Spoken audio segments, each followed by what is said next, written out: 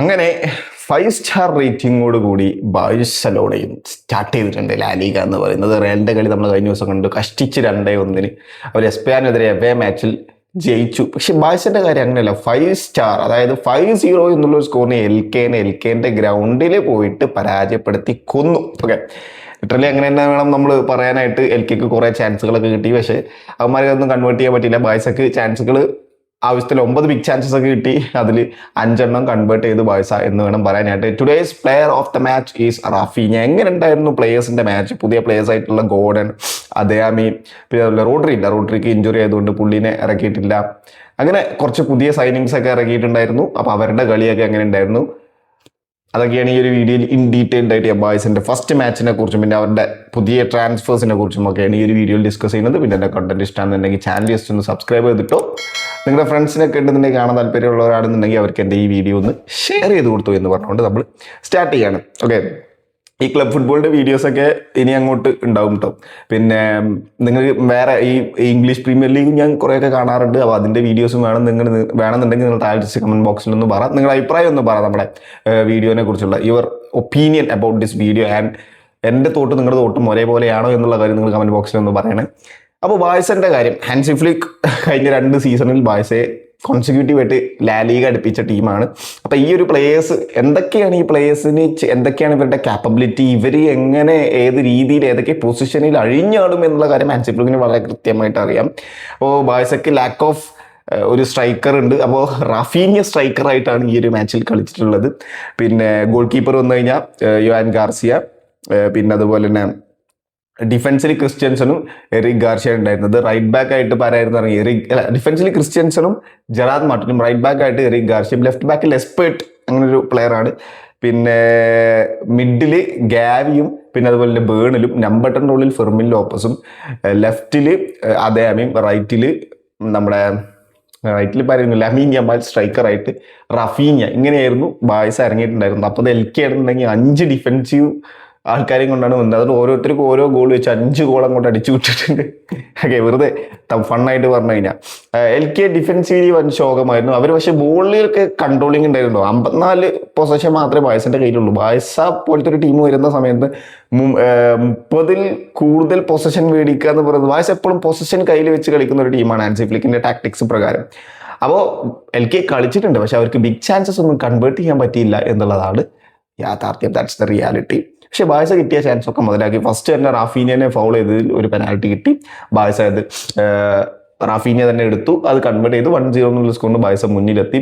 രണ്ടാമത് റാഫീനിയയുടെ അസിസ്റ്റിൽ നിന്നും Lamine Yamal to റാഫീനിയയുടെ അസിസ്റ്റിൽ നിന്നും അദയാമി ഒരു ഓപ്പൺ ബോൾ റൺ ചെയ്യുന്നുണ്ടായിരുന്നു. അദയാമിക്ക് ഒരു ബോൾ ഇട്ട് കൊടുത്തു, അത് അടിച്ചു. ഗോൾ അദയാമി അടിച്ചു. അദയാമിയുടെ ഈ ഒരു സീസണിലെ ഫസ്റ്റ് ഗോൾ, ബാഴ്സലോൺ ജേഴ്സിയിലെ ഫസ്റ്റ് ഗോൾ, അതൊരു ഹാപ്പി മൊമെന്റ് ആണ് ബാഴ്സ ഓഡിയൻസിനെ സംബന്ധിച്ചിടത്തോളം.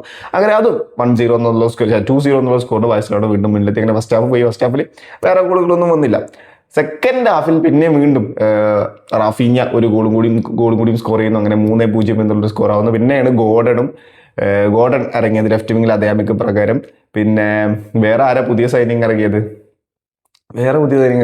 ഗോർഡൻ ഇറക്കി. പിന്നെ ഗോർഡൻ 2 അസിസ്റ്റ് നമ്മുടെ ഫെർമിൻ ലോപ്പസിന് ഇട്ട് കൊടുക്കുന്ന കാഴ്ചയാണ് നമ്മൾ കണ്ടത്. 2 അസിസ്റ്റ് കൊടുത്തു. ഒരു ഫ്രീ അസിസ്റ്റ് ബോളൊക്കെ ഉണ്ടായിരുന്നു. ഗോർഡന് വേണേ അടിക്കാൻ പറ്റുന്ന, പക്ഷേ ഫെർമിൻ ലോപ്പസ് അവിടെ അപ്പുറത്തെ സൈഡിൽ ഉണ്ടായിരുന്നു. ഫെർമിൻ ലോപ്പസിന് ഇട്ട് കൊടുത്തു. ഗോർഡൻ ഒരു അസിസ്റ്റ് കൊടുത്തു. പിന്നെ വീണ്ടും ഫെർമിൻ ലോപ്പസിന് തന്നെ ഒരു ബോക്സിൽ ഒരു ബോൾ എടുത്തു. ഫെർമിൻ ലോപ്പസ് ടേൺ ചെയ്ത് വന്നൊരു ഷോട്ട് അടിച്ചു. അങ്ങനെ 5-0 എന്നുള്ള സ്കോറായിട്ട് മാറി. ബാഴ്സയെ സംബന്ധിച്ചിടത്തോളം ഒരു ഈസി മാച്ച് ആയിരുന്നു.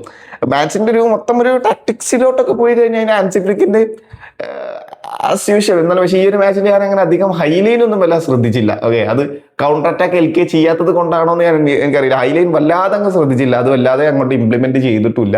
പിന്നെ മിഡ് കൺട്രോളിങ് ഗാവി ഉണ്ടായിരുന്നു ഈ ഒരു മാച്ച്. പക്ഷേ ഗാവി ഇഞ്ചുറി ആയി, പുള്ളി തിരിച്ചു കയറി. ഓക്കെ, ഇപ്പൊ ഈ ക്രിസ്ത്യൻസിന് ജെറാദ് മാർട്ടിനൊക്കെയാണ് CB ഇറങ്ങിയിട്ടുള്ളത്. അതിൽ ക്രിസ്ത്യൻസിന് എന്തായാലും പുറത്തിരിക്കേണ്ടി വരും. കുബാർസി വന്നു കഴിഞ്ഞാൽ കുബാർസിക്ക് ഒരു റെസ്റ്റ് കൊടുത്തേക്കാണ്. പിന്നെ മിഡിൽ ഫ്രാങ്കി ഡിയോങ്ങും റോഡ്രിയും വന്നു കഴിഞ്ഞാൽ ബേണിലും പുറത്തിരിക്കുകയാണ്. പക്ഷേ ബേണിൽ ഈ ഒരു മാച്ച് നല്ല പെർഫോമൻസ് പുൾ ഓഫ് ചെയ്തിരുന്നു. ഗാവിനെ മാറ്റി പെഡ്രിനെ കൊണ്ടുവന്നു. പെഡ്രി, ഫ്രങ്കിഡിയും പിന്നെ അതുപോലെ റോഡ്രി 3 പേരുണ്ട് മിഡിൽ. ഇവരെ ആരെങ്ങനെ ചൂസ് ചെയ്യുന്നുള്ള ഒരു ഐഡിയ ഇല്ല. മിക്കവാറും റോഡ്രി, ഫ്രങ്കിഡിയും, റോഡ്രി, പെഡ്രി ഇവരും 2 പേരും നിൽക്കാനാണ് ചാൻസ്. കാരണം അറ്റാക്കിങ്ങിൽ ആവശ്യത്തിൽ കൂടുതൽ ഓപ്ഷൻസ് ഉണ്ട്. പിന്നെ completely depends upon injury. Okay, അത് വെച്ചിട്ടായിരിക്കും പിന്നെ മിഡിന്റെ കാര്യങ്ങളൊക്കെ ഇറക്കലുണ്ടാവുക. നമ്പർ 10 റോളിൽ ഫെർമിൻ ലോപ്പസ്, പിന്നെ ഡാനി ഓൾമോ സബ്ബായിട്ട് ഇറങ്ങിയിരുന്നു. അത് ഡാനി ഓൾമോ ആയിരിക്കും മിക്കവാറും ഫസ്റ്റ് ചോയ്സ്. ഫെർമിൻ ലോപ്പസും മോശമൊന്നുമല്ല, എന്നിപ്പോൾ 2 ഗോൾ സ്കോർ ചെയ്തിട്ടുണ്ട്.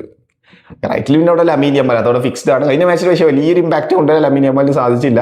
1-2 ഒരു ട്രിവേല ഒരു ബോളൊക്കെ ഉണ്ടായിരുന്നു, ത്രൂ ബോളൊക്കെ ഉണ്ടായിരുന്നു, പക്ഷേ കരുതി അത്ര ഒരു ഇമ്പാക്ട് കൊണ്ടുവരാൻ സാധിച്ചില്ല. ഓക്കെ, ഓരോരുത്തന്മാർ ഗാവി മറ്റേ pink hair, Pedri white hair, Lamine Yamal താടി മീശ വളർത്തുക.